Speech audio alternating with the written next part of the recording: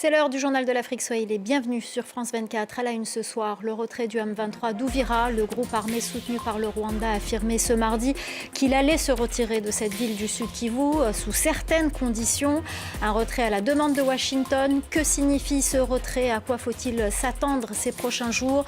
Nous poserons ces questions à Patrick Mouyaya, ministre congolais de la communication. Il est notre invité ce soir. La visite d'Abdel Fattah al-Burhan en Arabie Saoudite, il y a rencontré le prince héritier Mohammed Ben Salman, puis le représentant de Donald Trump pour l'Afrique, Massaad Boulos, la correspondance régionale dans un instant. Et à la fin de cette édition, nous irons en Côte d'Ivoire pour suivre notre série avant les législatives. Nous irons à Yamoussoukro, la capitale administrative. Elle est disputée par le plus ancien parti du pays, le PDCI, et le parti au pouvoir, le RHDP. Reportage à suivre. Le M23 se dit donc prêt à se retirer d'Ouvira une semaine jour pour jour après son entrée dans la ville. Le groupe armé soutenu par le Rwanda a annoncé son retrait à la demande de Washington sous certaines conditions. Les États-Unis qui avaient promis de répondre à une claire violation de l'accord de paix. À Kinshasa, les précisions d'Emmett Livingston. L'AFC M23 et les forces rwandaises ont pris la ville la semaine dernière en violation de l'accord de paix négocié par les États-Unis entre la RDC et le Rwanda. La pression exercée était plus forte que d'habitude. Les autorités américaines ont déclaré que le Rwanda avait été profondément impliqué dans l'escalade et ont affirmé que toutes les options restaient sur la table pour faire respecter l'accord de paix. L'AFC M23, dans son communiqué, a dit qu'il se retirerait d'Ouvira pour faciliter les pourparlers de paix avec le gouvernement congolais. La rébellion a également demandé que la ville reste démilitarisée. Le gouvernement congolais n'a pas encore réagi, mais il a systématiquement demandé à la communauté internationale de sanctionner le Rwanda afin de faire respecter l'accord de paix. Il reste à voir si les rebelles quitteront réellement Ouvira. Selon des sources locales, des combattants de la rébellion y étaient toujours. Bonsoir Patrick Mouyaya, vous êtes ministre de la Communication de la République démocratique du Congo. Merci infiniment d'accepter de répondre à nos questions. Tout d'abord, votre réaction sur l'annonce du retrait du M23 a-t-il commencé d'ailleurs? Quelles sont vos informations? D'abord, nous sommes plutôt préoccupés par la situation des intimidations et des menaces qu'ont subies nos populations ce matin du fait justement de l'action du Rwanda à travers ces supplétifs du M23, une manifestation de mascarade qui s'est organisée sous des coups de fouet d'intimidation sur nos populations. C'est bien cet aspect qui nous préoccupe d'abord. Pour le reste, c'est un non-événement et c'est une diversion parce que vous savez que vous avez toujours entendu le M23, qui est en réalité le fils du Rwanda, dénier, dire ne pas être concerné par le processus de Washington. Comment, alors que la pression a été de manière claire faite sur le Rwanda, vous avez suivi notamment l'ambassadeur américain, pour ne parler que de lui au Conseil de sécurité. Vous avez lu le tweet du secrétaire d'État Rubio qui met la responsabilité du Rwanda devant. Mais pourquoi c'est les M23 qui doivent venir un peu comme s'offrir pour dire écoutez, et c'est moi le fautif, je vais quitter Ouvira. Il est évident que c'est une manœuvre qui vise à distraire les médiateurs américains, qui est engagé à prendre des actions, parce qu'il est évident que ce qui s'est passé à Ouvira est inacceptable en regardant à la fois la résolution 2773, le processus de Doha ou les processus de Washington. Il est inacceptable que Kigali tire de missiles à partir de son territoire sur le nôtre, sur les territoires burundais. Il est irresponsable que Kigali utilise des drones kamikazes sur de cibles civiles, et à Ouvira, c'est plutôt les désarrois, au contraire de ce qui nous a été montré ce matin. Alors, Patrick Mouyaya, c'est un retrait à annoncer pourtant sous pression américaine. La M23 le dit, à la demande de Washington, de se retirer, mais sous condition, sachant que l'accord signé à Washington n'est pas contraignant. Des sanctions sont-elles envisageables? Nous sommes dans un processus, nous sommes dans des processus, il y a le processus de Washington, il y a le processus de Doha, où c'est clair qu'on ne devrait plus, en tout cas, voir d'offensives de ce type. Et il ne faut pas oublier qu'ici, il s'agit spécifiquement du processus de Washington. Souvenez-vous que le 4 décembre, nous avons eu cette cérémonie avec le président américain. Mais juste après cette cérémonie, l'offensive s'est généralisée et il est établi par tous les rapports, y compris le dernier rapport du groupe d'experts des Nations Unies, que au moins 7000 militaires rwandais sont engagés sur le front de la RDC. C'est ce que nous attendons. Et c'est ce qui est convenu dans l'accord. Il est hors de question d'ailleurs d'analyser ces documents dans son fond parce que toutes les questions sont à table. À Washington, elles ont été résolues parce qu'il y a un accord. À Doha, il y a des discussions en cours qui vont reprendre bientôt. Et donc, pour Mais nous, l'accord n'est pas contraignant. Est-ce qu'il y a des sanctions?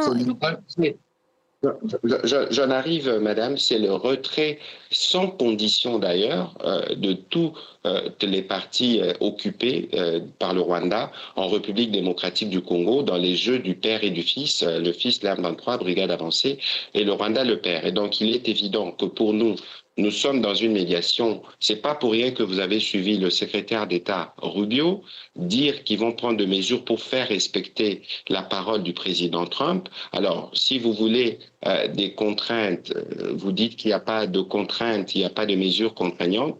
Mais s'il n'y avait pas ces mesures contraignantes, je ne suis pas sûr que le fils se donnerait en sacrifice au devant de l'opinion pour protéger le père. Mais justement, le M23 propose de se retirer, dit qu'il va se retirer sous condition, notamment la démilitarisation de la ville d'Uvira et le contrôle de cette ville du Sud Kivu par une force neutre. Quelle force neutre pourrait pacifier la ville, notamment sachant que le Rwanda n'est pas favorable à la présence de la MONUSCO? En l'état actuel, comme je vous disais tout à l'heure, nous ne pouvons même pas regarder cette question dans le fond parce que je vous ai dit que nous avons des cadres.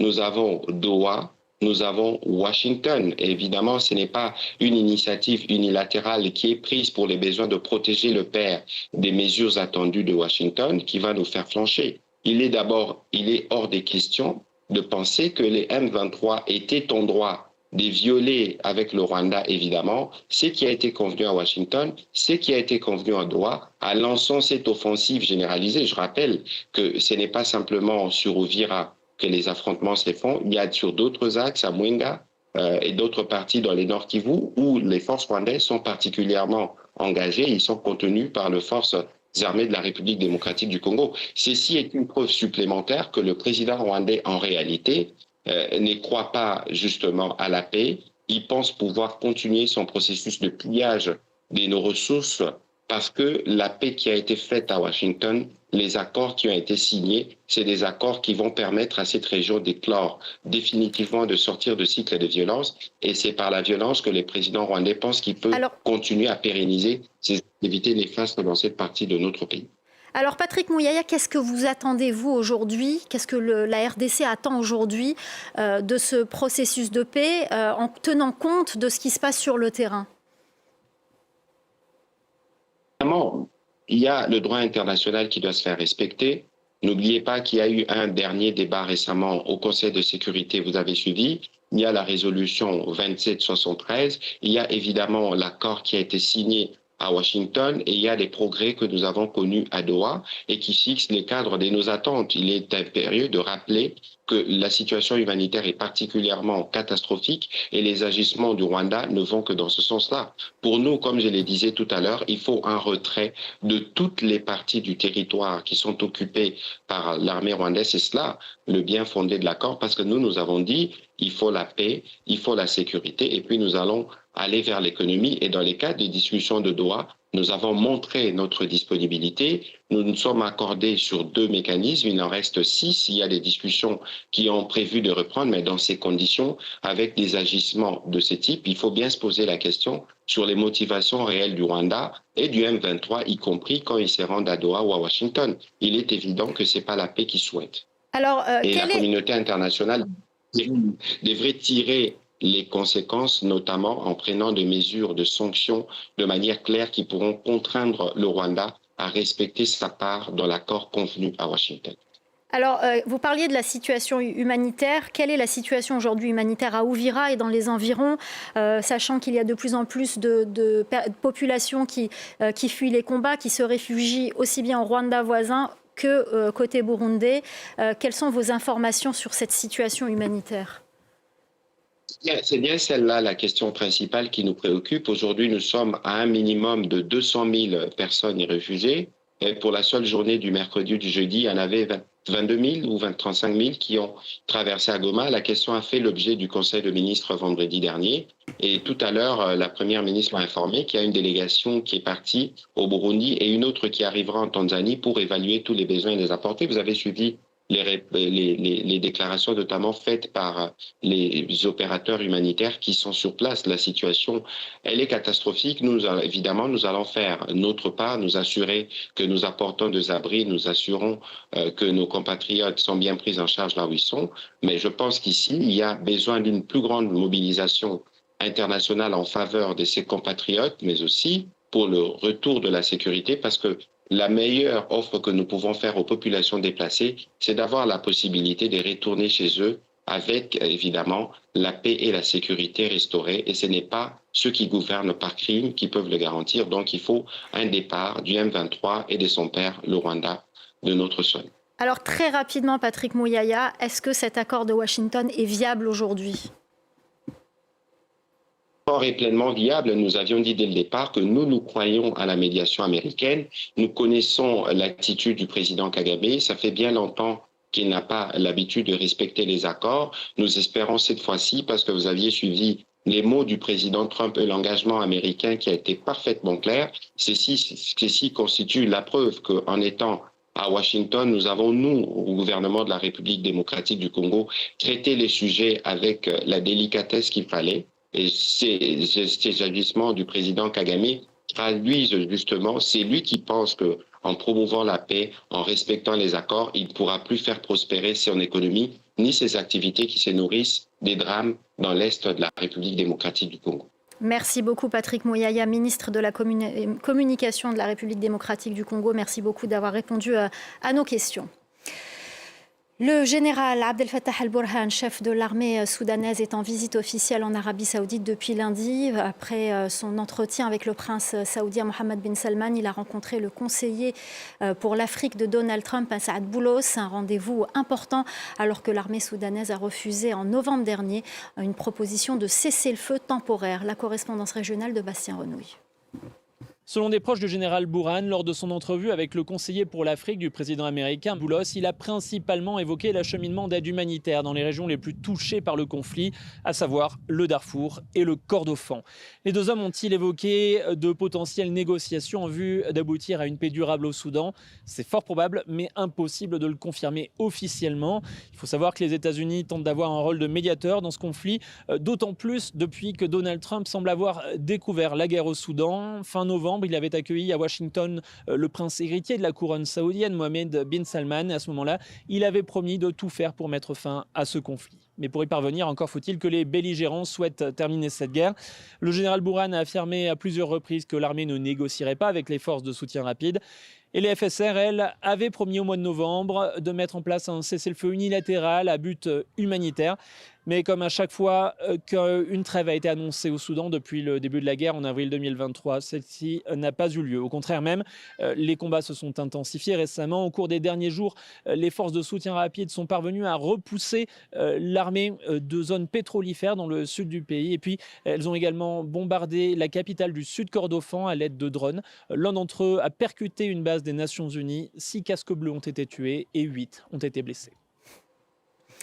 On poursuit notre tour de la Côte d'Ivoire à moins de 15 jours des élections législatives. Direction ce soir Yamoussoukro, capitale administrative du pays. Elle n'est pas la plus peuplée des circonscriptions. Ici, le plus ancien des partis, le PDCI, est représenté par le maire de la ville, Patrice Kouassi Kwame. Il fait face au gouverneur du district, Augustin Thiam, membre du RHDP, le parti au pouvoir. Reportage de Julia Guggenheim et Damien Kofi. Ici, c'est Yamoussoukro, 2 sièges à pourvoir et un symbole fort, celui de l'héritage du père de la nation, Félix Houphouët-Boigny, qui fit de son village natal la capitale de la Côte d'Ivoire. Le PDCI, le parti qu'il a créé, s'estime ici en terrain conquis. Son candidat, Patrice Kouassi Kwame, avait d'ailleurs déjà remporté la mairie en 2023. Yamoussoukro, c'est le bastion du PDCI, donc il n'y a pas de raison que nous ne soyons pas confiants. La population souhaite aller à ces élections législatives là pour manifester son choix. Et les échanges que nous avons avec nos partisans, en particulier dans les villages, ils sont vraiment déterminés à aller au vote. Mais le match s'annonce serré avec le RHDP, le parti au pouvoir, représenté par le député sortant Souleymane Diarra Souba, mais aussi par le gouverneur du district de Yamoussoukro, Augustin Thiam, chef traditionnel, le frère de l'actuel président du PDCI, est aussi le petit-neveu de Félix Houphouët-Boigny.